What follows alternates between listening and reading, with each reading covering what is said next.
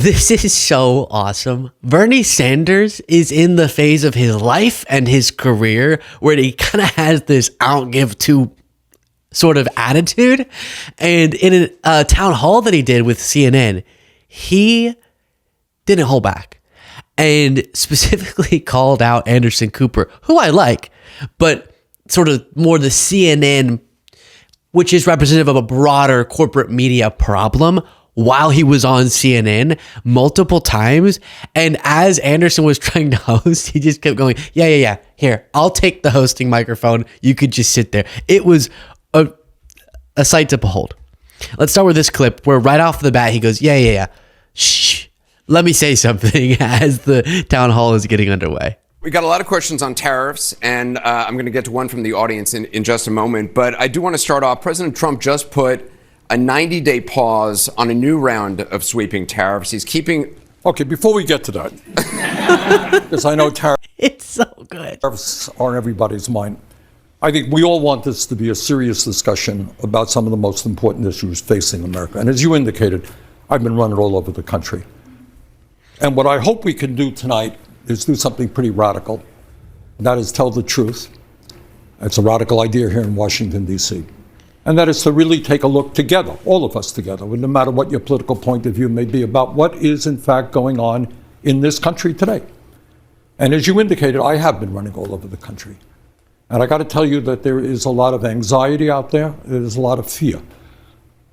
People in the richest country in the history of the world are wondering why 60% of our people are living paycheck to paycheck. Do all of you guys know what paycheck to paycheck is? All right, I grew up in a family that was living paycheck to paycheck. And one of the manifestations of living paycheck to paycheck is working class people in America now live 6 years shorter lives than the rich. Anyone have an idea why that is? Poverty and what else? Stress. When you are living paycheck to paycheck and you're wondering whether you can pay the rent, whether you can get your kid to a doctor when you need to, that eats away at your mind and it eats away at your body. And we have so much to cover, so I will pause that clip there. But there's really something pretty profound going on here. And I think we all need to use this as an opportunity to go, oh, wait, one of the things he's going to repeat in some of these clips is you all need to get your elected officials and CNN, and that's, again, representative of a lot of media, talking about the issues that matter to you. And the reason that's so significant is because it's true. I'm guilty of this in many situations.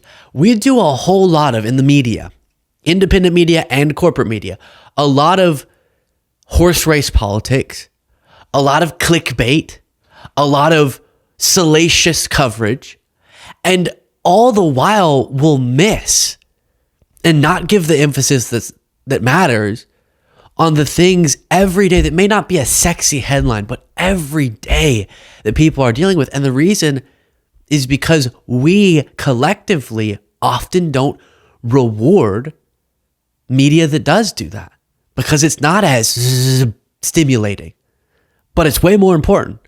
And so what he's doing here is he got a big, stimulating, important thing scheduled, this town hall, but then said, I'm going to bring up here what is not talked about enough.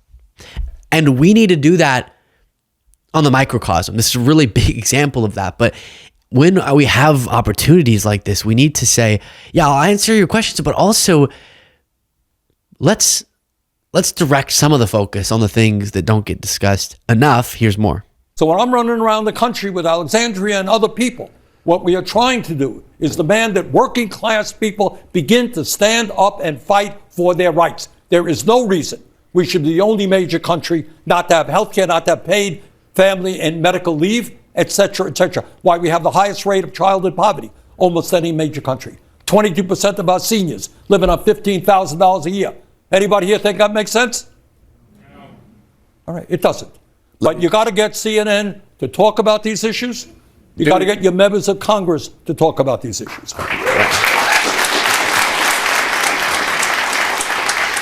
We're We're literally talking about it right now. Yeah, but I'm forcing you to talk about it. This is Joel. Yeah, but I'm forcing you to talk about it.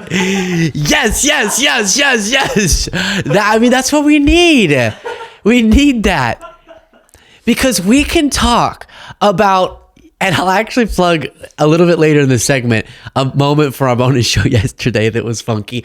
We can talk as a society about trans dog impersonators and drag queen. Oh, who is a drag queen coming to a school nearby you? And trans sports and Trump's latest makeup mishap more than we'll talk about the most consequential things. And I'm lumping myself in that. Now, there are pressing things that, like Trump's trade war, that right now we need mobilization and we need people to be informed on the chaos of Trump's administration. I think that the focus right now on the gutting of crucial agencies, on Elon's role in all of that, the economic chaos, these are things that matter, and we put a lot of emphasis on that. So I will credit myself with that, and all of you are interested in. So that's important. But sort of the broader media ecosystem, when there's not a pressing threat that happens to be intriguing and devastating and important and something that we should be talking about, when that's not the case, like, for example, during the Biden years, when his governance was a lot more smooth, it's really easy, and all the right-wing media does for, to kind of put more emphasis on that, all they do is get people focused on ridiculous issues and fearmonger about things, so they won't focus on the fact that every time they go to the ballot box, those viewers are voting against their interests for the politicians that are going to hurt their lives. Just today, we got news that the House passed the blueprint agreed to by the Senate of their budget. That is just a redistribution of wealth from the bottom to the top. And because viewers of right-wing influencers and viewers of many other outlets get focused on these, in the grand scheme of things, really niche issues or purposefully overdone issues, they don't focus on what's actually happening in government. And so I love that Bernie didn't even just say CNN needs to talk about this or our elected representatives need to talk about that. He does think that's true, but it's only going to change if people demand it. If people vote with their dollars, vote with their support, vote with their actions, with their social media activity. But it takes, the algorithm is just going to funnel you to whatever's the most engaging. It takes intentional decision making. And again, that's why I say it's profound. Another moment here. Raise your hand if you think the American healthcare system is broken. Raise your hand. Majority, everyone. Not a majority, for everybody in the room. That is not a majority. Everybody. Raise your hand if you think the American healthcare system is broken. Raise your hand. Majority, everyone. Not a majority, for everybody in the room. And I can see behind that guy. And that is, all right, question again. How many nations, wealthy nations in the world, do not guarantee health care to all people as a human right? Anybody know the answer? Which country? All right. Now, you're not going to hear much about that on corporate television. You're not going to hear much about that in the United States Congress. We're the only major country on earth that doesn't guarantee health care to all people. 85 million of us are uninsured or underinsured. 60,000 die each year because we can't get to a doctor on time. That's the bad news. You know what the good news is? The insurance companies are making tens of billions of dollars every year denying you coverage. The drug companies charge us the highest prices in the world for prescription drugs. So how does it happen that in the wealthiest country in the history of the world, we're spending twice as much per capita as the people in other countries, and yet we have one of the worst outcomes, healthcare outcomes, of any country on earth?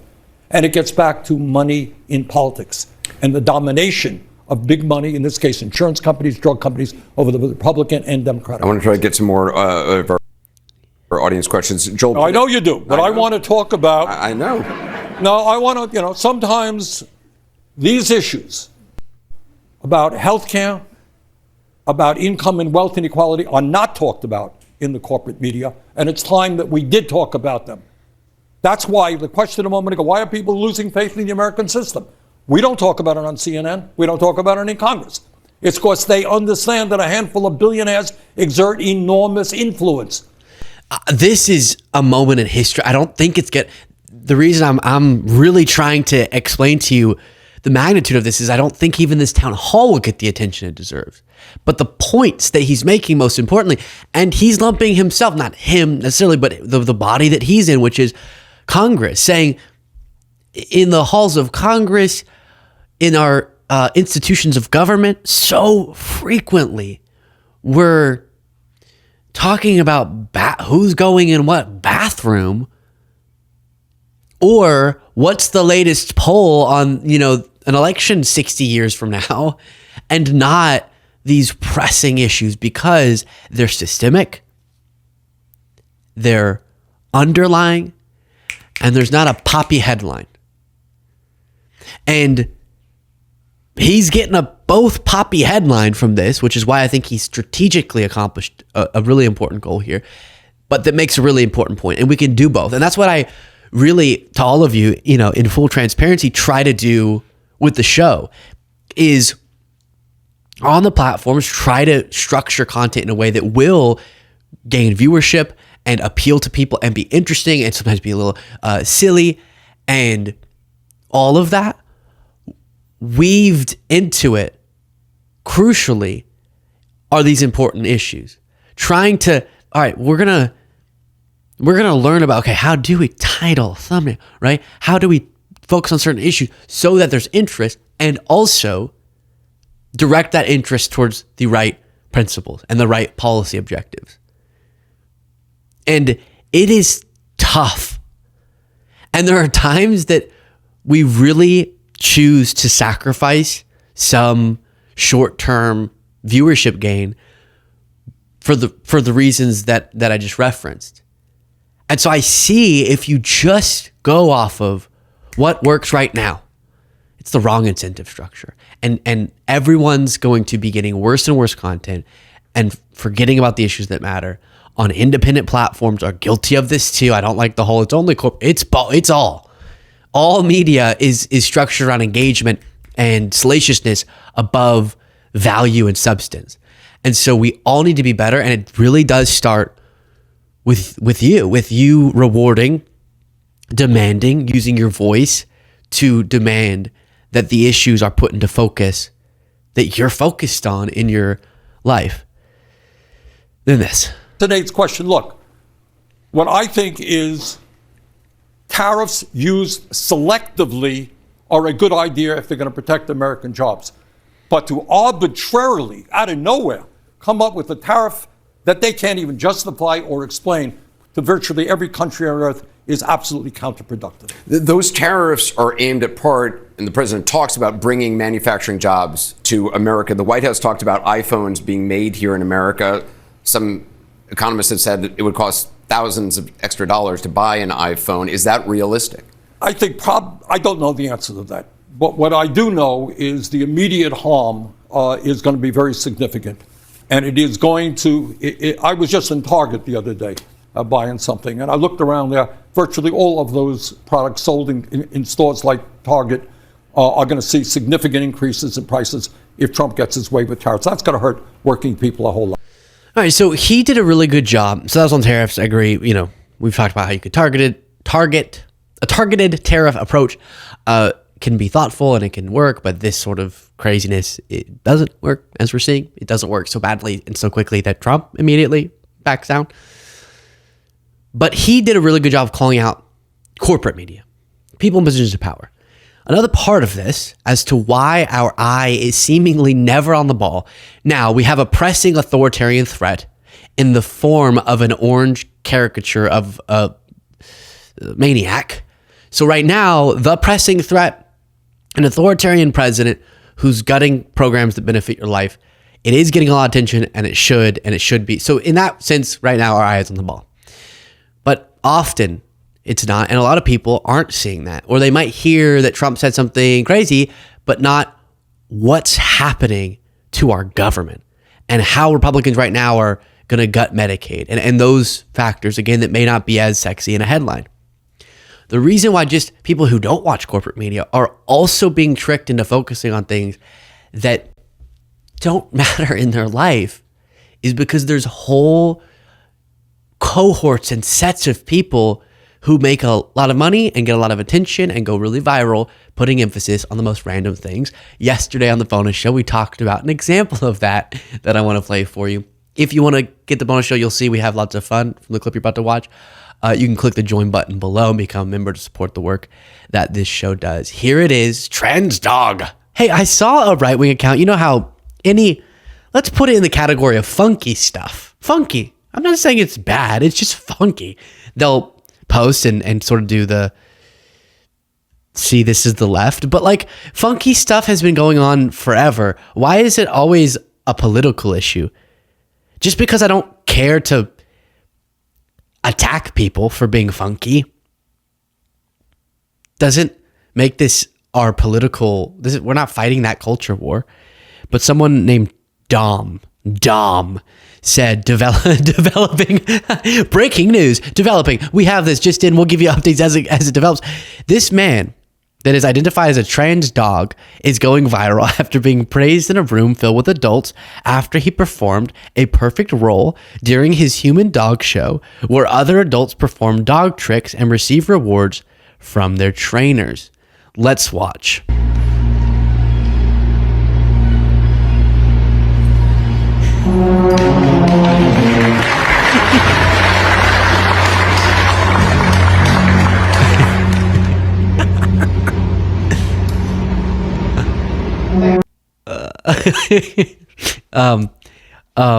Now, y'all didn't know this about me. Jaden doesn't even know this about me. I actually am an expert at human dog rolling. And that's a good roll. Okay. That's a good roll if I've ever seen one. Textbook. Okay. I don't know what. This got 11,000 likes and 5.7 million views. People said, Jesus Christ, I can't with this BS anymore, man. Lord have mercy. Someone else said, these people are sick. I mean, I'll just be transparent. That's strange, obviously. Yeah, that's an interesting hobby. But I have had the same burger place like 38 times in the last 2 seconds, so that's strange too. No, I don't know. Here's my thought. What a focus. That's more this is some random, I don't know. I would never want to go to that event. I want it. Okay. But I also am never going to go find videos of that to post for you because why? What would that be for? And what's interesting, a lot of people think, no, but the left is encouraging people to be dogs. Are we? I don't remember doing that. And if this is just something they find fun, that's one thing. If they think they're literally a dog, then I would say you're not literally a dog. Okay. Maybe there's something, sexual going on here. I don't know. I'm just wondering because I have heard sort of dog animal things. Ooh, yikes. Ooh, okay. But what was I saying? I'm just trying to figure out. Oh, a lot of people think no, but there's some environmental thing that's causing more people to do funky stuff. But people just do strange stuff. But now it will go viral. Do you know what I mean? Like I remember growing up in Austin, there was a group of people long before any of these people were making content or it was a thing or TikTok was around. But way back in my day, in Austin, there was a group of people who would go around Austin being cats. And they would get like I don't know if it's stapled or attached to their bottom, a tail, and would go around being cats. And it was sort of like, okay, wow, I'm awesome. Oh yeah. Oh. As long as we know that it's just for fun and you're not going to bite me. fine, I guess. But obviously, I'm not. It's not so comfortable to be around, but okay. But it's not gonna. That's not gonna be a focus. There's just we gotta get people jobs. We gotta increase people's wages. We gotta get people health care. People are gonna be into niche, random, sometimes strange things. It's true. But back then, what are you gonna go viral on MySpace?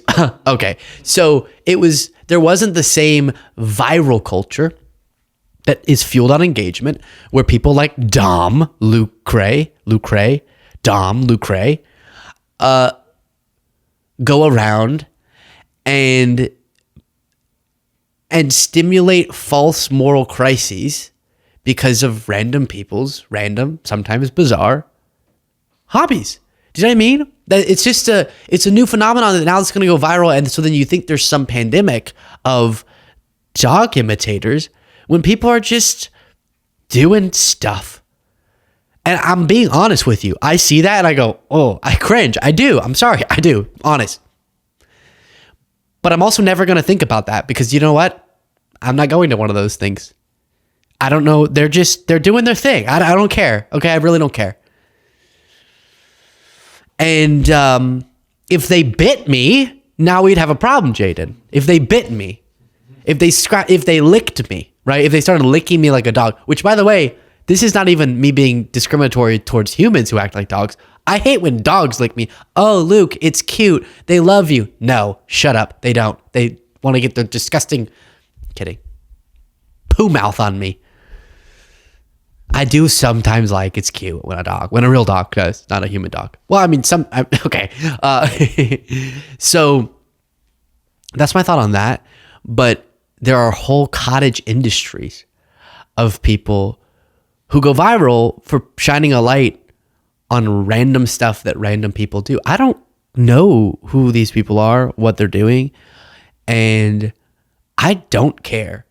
If we can get a president who's not lighting the whole world on fire, if we can get a president who does know how to put the correct color of paint on his face when he gets up in the morning, if we can get a president who isn't actively sicking his DOJ, we're going to get into this in tomorrow's show, on his political enemies, if we can get a country that will force their politicians to distribute the vast wealth that we have in a more thoughtful and universally uplifting way, if we can have education that allows kids to prosper, and the list goes on, then maybe we talk about if too many people are trans dogs. Supposedly, as they're being described. Maybe we get to that. But maybe not. Maybe this is the foremost issue. I don't know. Could be. Could be.